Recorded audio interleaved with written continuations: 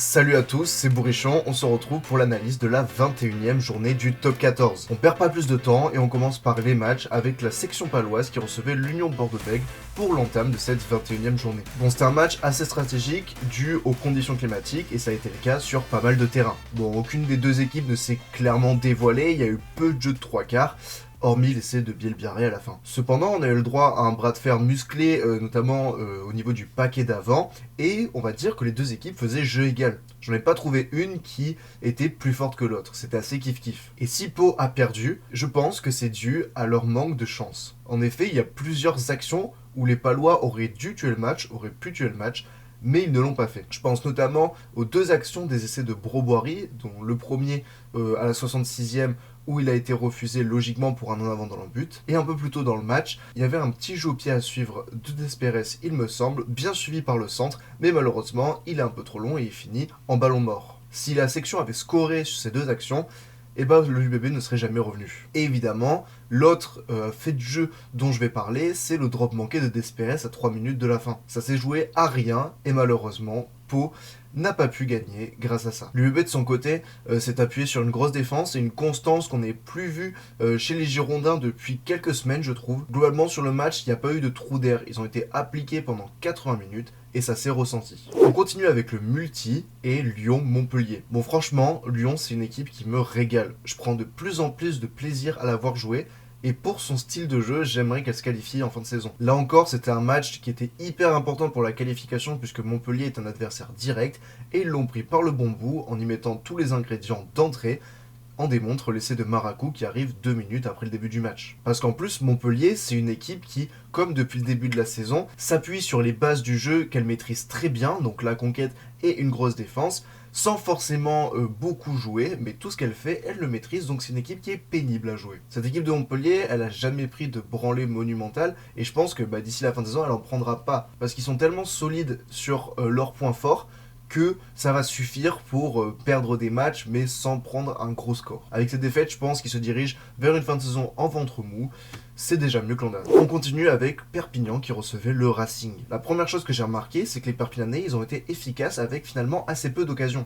Non pas qu'ils n'ont pas essayé de jouer, comme d'habitude Perpignan est une équipe qui emballe un peu les rencontres, mais c'est juste que globalement la défense du Racing a été bonne sur la ligne. Non, là où ils ont été efficaces, les Perpignanais, c'est face au perche avec un Thomas Holland à 100%. Dès que le Racing faisait une faute dans les 50 mètres, il les punissait. Et franchement, je pense qu'ils peuvent remercier les Franciliens d'avoir commis 1 milliard de fautes, parce que sans ça, je pense que le Racing était un peu au-dessus. Et d'ailleurs, je trouve que le carton jaune de Tulagi est franchement très clément avec le Perpignanais. Pour moi, c'est carton rouge tous les jours, il n'y a même pas de débat. Enfin, c'est épaule dans la tête.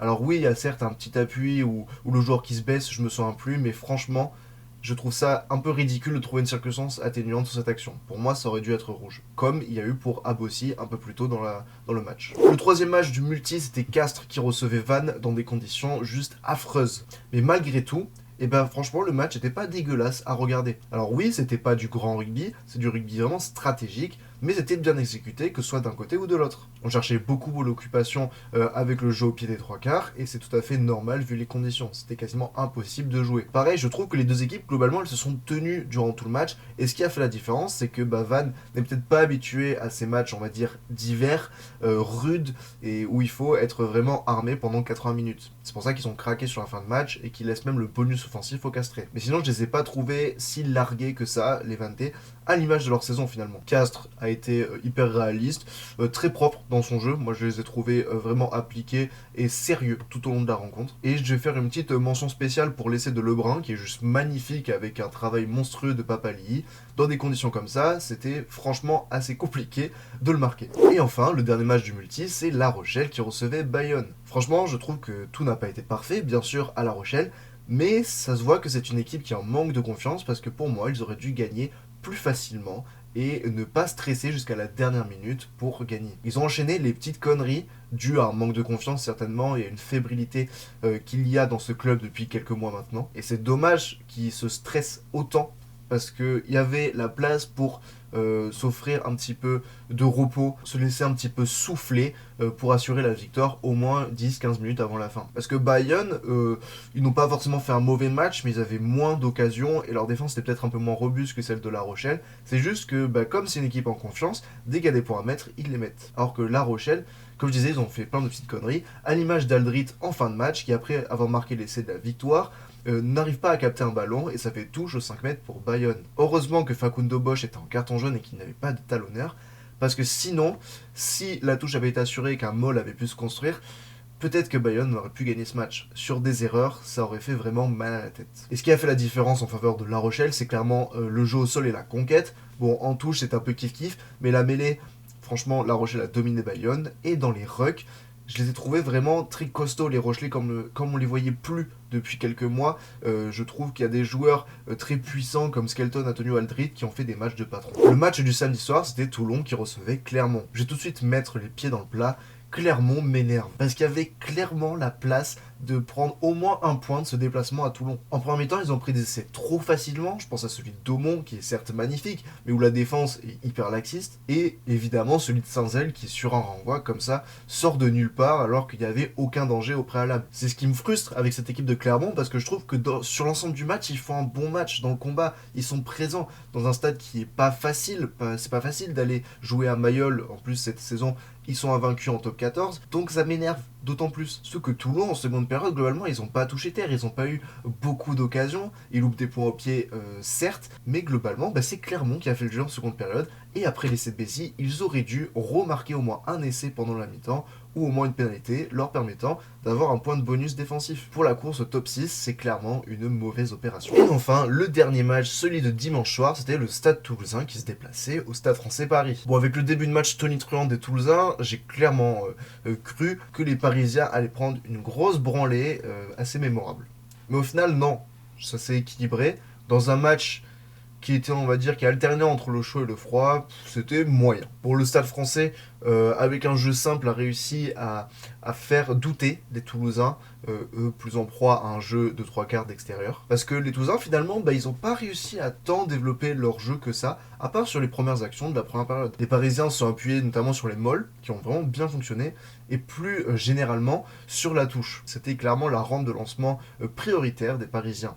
Même si en mêlée, ils sont pas trop démerdés aussi. Et le problème au Stade Français, c'est que dès qu'il faut écarter, c'est plus fluide du tout. On sent clairement que derrière, ça manque de créativité, ça manque, je pense, d'un centre qui a c'est un peu cette folie, cette fonction régulatrice aussi de la ligne de 3/4, comme pouvait l'avoir Ward la saison précédente quand il était à son meilleur niveau. Et comme je disais, Toulouse a été bousculé, a eu du mal, je trouve, à développer son jeu. Je les ai trouvés un peu moins forts aussi sur les fondamentaux que d'habitude, même s'il y a certains joueurs du paquet d'avant qui se sont montrés, à l'image de la deuxième ligne, Joshua Brennan, Clément Verger. Et justement, ce dernier, on va en parler dans la rubrique top et flop. Bon, vous l'avez compris, je vais parler de Clément Verger. Pour le Toulousain, il fait un match énorme, on l'a vu vraiment partout.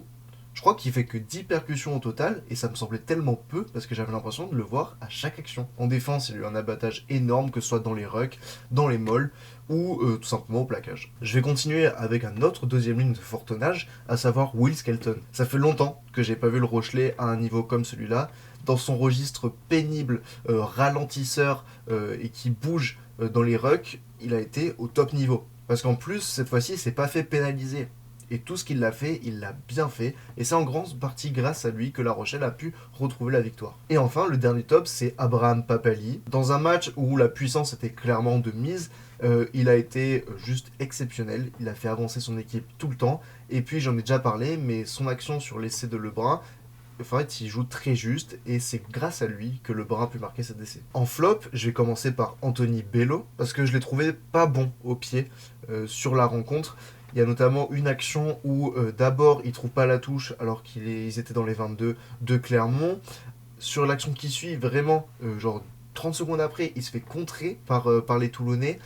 Il n'a pas été rassurant au pied et puis je trouve qu'il n'a pas une longueur assez suffisante pour justement faire souffler son équipe. Le deuxième flop, c'est Nolan Le Garec, tout simplement parce que on n'est pas au foot quoi. Et genre cette simulation, je la trouve ridicule sous le fait de venir contester à l'arbitre. Alors oui, il s'est excusé et on va pas en faire une polémique pendant 300 ans, mais c'est dommage parce que le joueur est pétri de qualité, il n'avait pas besoin de faire ça. Et enfin, le dernier flop, c'est Léo Barré. Le pauvre, il a été en difficulté tout le match, pas forcément aidé parce que les rares actions qu'il a eues, malheureusement, il les a ratées, comme notamment cette connerie sur l'essai de Coste, où il aurait pu peut-être un peu mieux assurer la réception. Et puis après, dans le jeu, je trouve qu'il n'a pas été trop inspiré. Ça arrive. Pour ce qui est du classement, pour moi, c'est Lyon qui fait la meilleure opération en se détachant un petit peu. Bon, il n'y a que 4 points, mais on voit un top 6 qui est assez dessiné. Même Castres revient sur Bayonne et donc peut jouer le barrage à domicile. Et en bas, vu que ça se resserre encore plus, on va avoir des affrontements vraiment intéressants, notamment pour l'équipe du Stade Français qui va jouer le Racing et Perpignan sur les 2 prochaines semaines. Ça donne envie de voir pour la lutte pour le maintien. Et enfin, mes pronos pour la J22. On a d'abord Toulouse qui reçoit Castres au Stadium. Ça va être un match intéressant parce que je ne sais pas si Toulouse va laisser encore quelques cadres au repos, sachant qu'ils l'ont fait au Stade Français. À mon avis, ils vont plutôt envoyer la grosse équipe pour répéter leur gamme pour la demi-finale de Champions Cup face à l'UBB. Donc je vois une victoire de Toulouse, mais sans forcément un gros score. Clairement, Lyon aussi, a vraiment besoin d'une victoire à domicile s'ils veulent toujours continuer à espérer pour le top 6. Et dans l'antre de Marcel Michelin, qui à mon avis va être chaud bouillant, je pense que les Clermontois vont gagner d'une courte tête face à Lyon. Bayonne reçoit la section paloise à Anoeta. Ça va être un match hyper intéressant. Si Bayonne veut conforter sa place de 4ème, donc de barragiste à domicile, ils doivent gagner face à une équipe de Pau qui à l'extérieur n'est pas exceptionnelle. Je crois qu'il n'y a qu'une victoire au Racing. Donc je vais dire Bayonne. Montpellier-Perpignan. Je vois pas forcément Perpignan aller gagner à Montpellier. Montpellier est très fort sur les bases, comme je l'ai dit, donc ils vont assurer une victoire assez facilement, je pense. Vannes-Toulon, malheureusement pour les Vantais, je pense que Toulon va amener la grosse équipe à Vannes, vu qu'ils avaient fait un peu tourner ce week-end face à Clermont. Donc Toulon devrait aller gagner assez logiquement en terre bretonne. L'UBB reçoit La Rochelle, et pour moi, je trouve que ce match a tout du match piège pour les Girondins. Eux aussi, ils vont mettre leur grosse équipe pour répéter leur gamme pour leur demi de Champions Cup. Mais La Rochelle retrouve un peu de confiance. On sait qu'il y a une rivalité entre l'UBB et La Rochelle. Et donc ça ne m'étonnerait pas que La Rochelle veuille faire un coup. Donc c'est pour ça que je vois peut-être l'UBB gagner, mais d'une très courte tête, avec un bonus défensif pour La Rochelle. Et enfin, le match de dimanche soir, c'est le Racing qui reçoit le Stade Français. Match de la peur, clairement. Mais je vois les franciliens du Racing gagner contre leurs homologues parisiens. Voilà, cette analyse de la journée 21 est à présent terminée. J'espère qu'elle vous aura plu. Si c'est le cas, n'hésitez pas à vous abonner, mettre un like, activer la cloche et m'écrire un commentaire. C'est des petits gestes qui m'aident pour le référencement. Enfin bref, c'était Bourrichon. Ciao ciao. Let's go.